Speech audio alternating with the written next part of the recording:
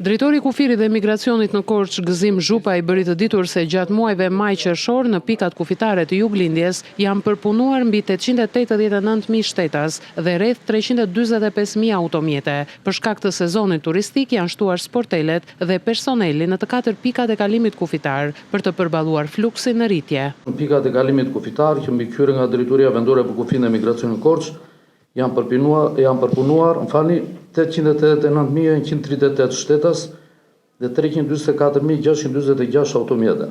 Për përballimin e këtij fluksi janë shtuar kapacitete e shërbimit në të 4 pikët e kalimit kufitar, duke shtuar nga 2 sportele, një në hyrje dhe një në dalje, si dhe një sportel dedikuar vetëm për autobuzët. Policia kufitare ka shtuar kontrollet në plazhet e Pogradecit dhe në liçenin e Prespës gjatë sezonit veror. Janë angazhuar 127 punonjës policie, mjete lundruese, jet ski, skaf dhe dron për monitorimin e territorit. Gjatë kësaj periudhe është bllokuar një jet ski dhe është vendosur një gjop prej 200.000 lekësh për shkelje të perimetrit të sigurisë.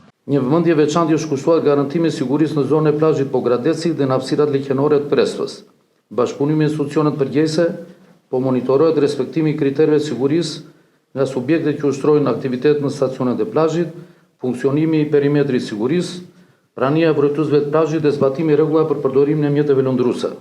Ndërkohë, vijon kontrolli dhe monitorimi i vazhdueshëm në kufirin e Gjelbër dhe kufirin liqenor me qëllim parandalimin e kalimeve të palishme, trafikimit të qenieve njerëzore, kontrabandës dhe çdo veprimtarie tjetër kriminale ndërkufitare. Gjatë muajve maj-qershor, Policia Kufitare Korçës ka referuar 43 vepra penale me 38 autor. Rastet lidhen me kontrabandën, kalimin e palishëm të kufirit, falsifikimin e dokumentave, mosdeklarimin e valutës dhe trafiqe të palishme.